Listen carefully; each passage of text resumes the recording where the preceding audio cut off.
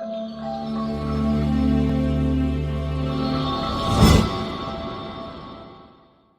Hello students, finally हम लोगों ने आप लोग को जो प्रॉमिस किया था वो चीज़ हम आज इंट्रोड्यूस कर रहे हैं। वो है हमारे अकाउंट्स का पूरा कोर्स अब आप लोगों को यूट्यूब चैनल पे ऑनलाइन फ्री में मिल जाएगा। हम स्टार्ट करेंगे चैप्टर नंबर 1 से, वो है इंट्रोडक्शन ऑफ पार्टनरशिप। ये पूरा पार्टनरशिप जो है वो इंडियन पार्टनरशिप एक्ट 1932 के अंदर कवर होता है। ऑब्वियसली आप लोगों को पूरा इंडियन पार्टनरशिप एक्ट तो नहीं आएगा, लेकिन जो भी चीज़ें आएगी वो बहुत 2-3 चीज़ें हैं वो बहुत इंपॉर्टेंट है। One of the main important चीज इज मीनिंग। अब आज हम लोग स्टार्ट भी मीनिंग से ही करने वाले हैं। वो है इंडियन पार्टनरशिप एक्ट में पार्टनरशिप का मीनिंग क्या है।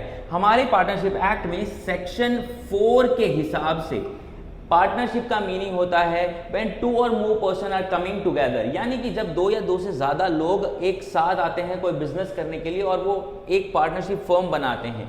Minimum person is 2, maximum can be 100 और 50, लेकिन जब 2 या 2 से ज्यादा लोग हुए तभी वो पार्टनरशिप फर्म कहलाई जाएगी। उसके साथ साथ इन सब का, जितने भी पार्टनर्स आप लोग हैं, उन सब का मोटिव एक ही होना चाहिए, वो है प्रॉफिट का मोटिव। और इन सब के साथ जो नया वर्ड है और नया आप लोगों के लिए इंट्रोडक्शन है वो है एजेंट ऑफ ईच अदर और फर्म, यानी कि सब एक दूसरे के एजेंट के तौर पे काम करेंगे। मैं आप लोगों को इसका एक बहुत मस्त वाला एग्जाम्पल देता हूं, आप लोग को आसानी से समझ में आ जाएगा।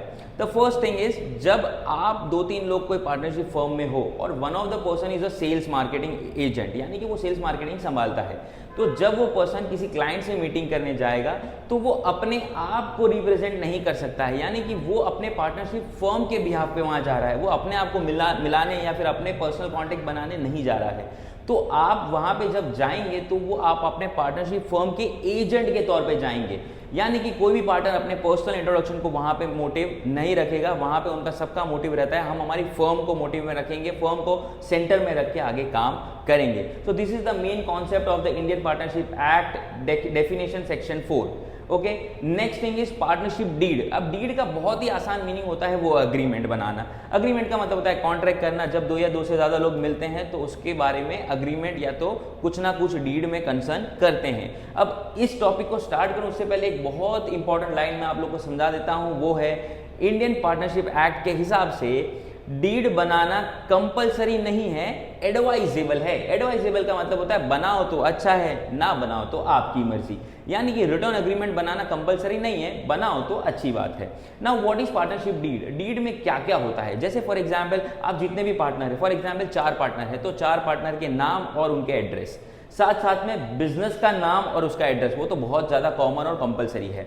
उसके बाद आप कौन से टाइप का बिजनेस कर रहे हैं वो भी वहां पे आना बहुत जरूरी है, यानी टाइप ऑफ बिजनेस। उसके अलावा आपने कितना किस पार्टनर ने कैपिटल इंट्रोड्यूस किया है, अगर ड्राइंग करना है तो कितना ड्राइंग कर सकते हैं, उसकी लिमिट अगर रखनी है तो कितनी रखनी है, वो भी आप उसमें इंट्रोड्यूस कर सकते हैं और उसमें पार्टनरशिप डीड में आप उसको अग्रीमेंट के तौर पे लिख सकते हैं। साथ साथ में अगर कैपिटल और ड्राइंग है तो दोनों के ऊपर इंटरेस्ट कितना मिलेगा वो भी आप अनाउंस कर सकते हैं, पहले से उसको क्लैरिफिकेशन पार्टनरशिप डीड में रख सकते हैं। उसके अलावा जो मेन मोटिव होता है वो है प्रॉफिट एंड लॉस का, यानी कि आप डीड में ये लिख सकते हैं कि कौन सा पार्टनर कितना प्रॉफिट बेयर करेगा, कितना लॉस करेगा, उसका भी आप कैलकुलेशन लिख सकते हो। सैलरी, बोनस, कमीशन या रेम्यूनरेशन जैसी कोई चीज अगर आप किसी पार्टनर को देने वाले हो तो वो भी वहां पे लिख दो, तो आपके लिए बहुत आसानी हो जाएगी। 2 पॉइंट है जो एक चैप्टर के बहुत ही इंपॉर्टेंट पॉइंट है।